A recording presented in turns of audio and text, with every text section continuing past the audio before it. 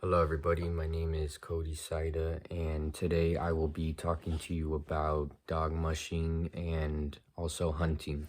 So I will get started with talking about dog mushing. Um, I personally have not gotten to experience the dog mushing culture, but I do have a cousin that is into the dog mushing sport, and so I was able to get a lot of good information as well as good pictures, which you'll see in my PowerPoint.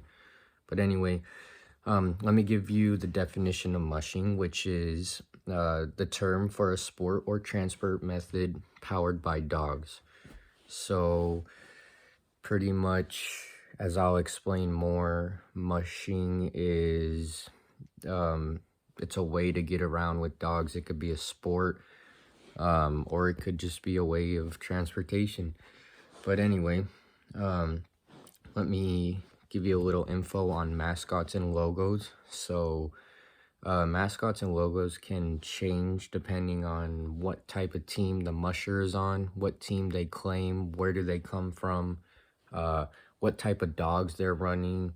So that all makes a difference. Also, let me give you some input on the slang and terminology. So actually, I was talking to a musher, and he informed me that mushers don't really have or use slang. They don't really have like a language that they use besides, well, they do have a language actually that they use to communicate with the dogs. But musher, talking to musher, not so much, just normal conversation. But anyway, let me give you some of the key words that mushers use in order to communicate with the dogs. So, for example, we have ha, that means go left. Then we have G, that means go right. On by, that means make a pass and, stay focused.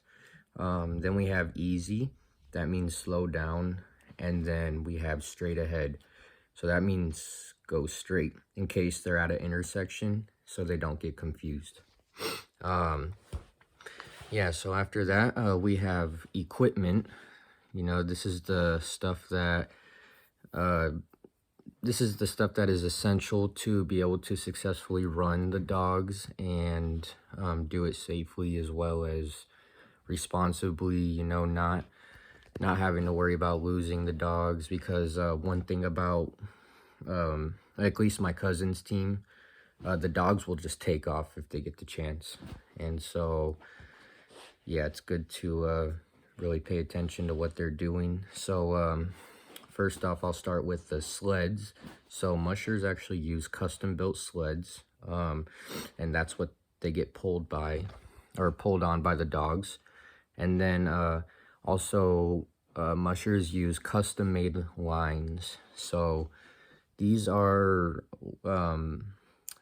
actually could be very expensive. They go up to $700, and when you look at the line, you wouldn't think that it would actually be that much, but I guess a lot of work does go into making those lines, and those lines are used to hook the dogs up so that they could pull you on the sled, and also they're made so that you could hook the dogs up next to the truck so that they don't run away or anything. So so that's that. And then some mushers only use a couple breeds.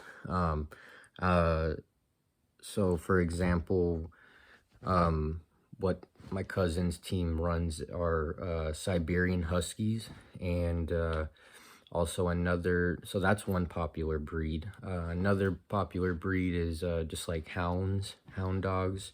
So yeah, those are two of the most common breeds that you will see with mushing.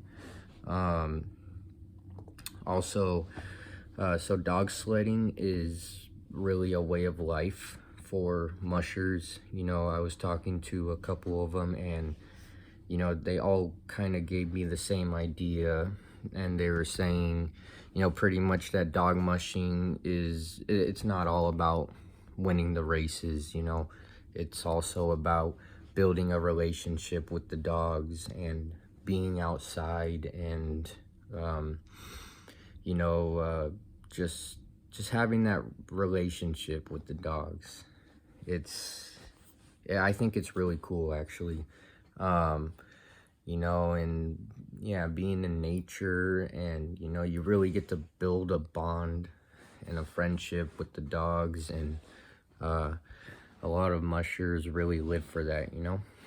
So so that's that for the mushing. Now I'm gonna go to hunting. So hunting actually is, okay, so let me give you the definition of hunting. Hunting is a sport that involves the seeking, pursuing, and killing of wild animals and birds, primarily in modern times used with firearms or bow and arrows. So another definition, well, actually a fact, hunting has been a way of life and survival for over 1.7 million years. So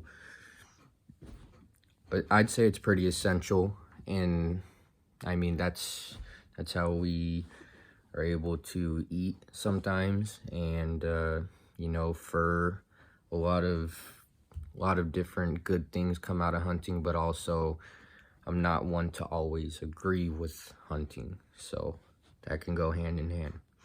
But so mascots and logos, you know, I did a lot of research, and pretty much with all the mascots and logos, I found sort of this, you know, the same type of thing, which is a deer and a gun, or just camouflaged people and stuff in that nature.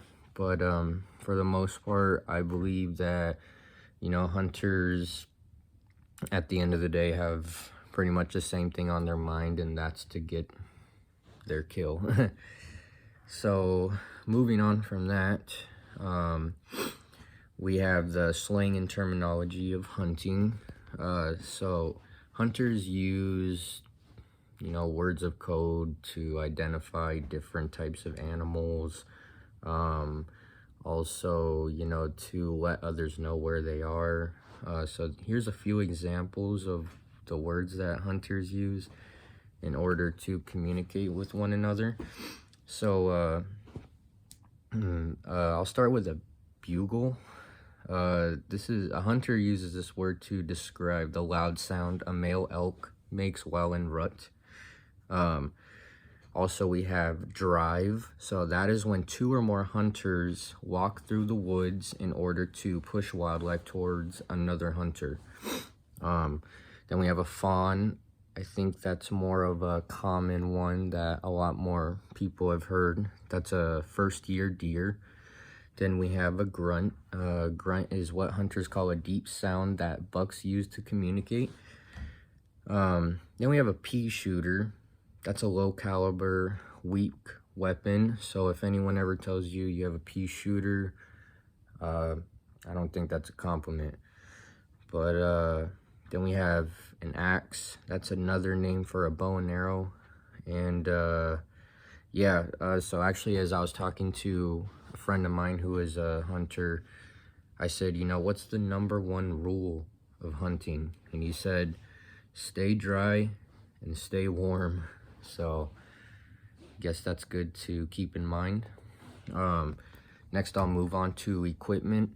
So there are a lot of essential things that hunters take with them when they go out and hunt, and so here's some examples of that stuff. You know, first we have the guns, the ammo, bow and arrows or crossbows, camouflage, backpacks.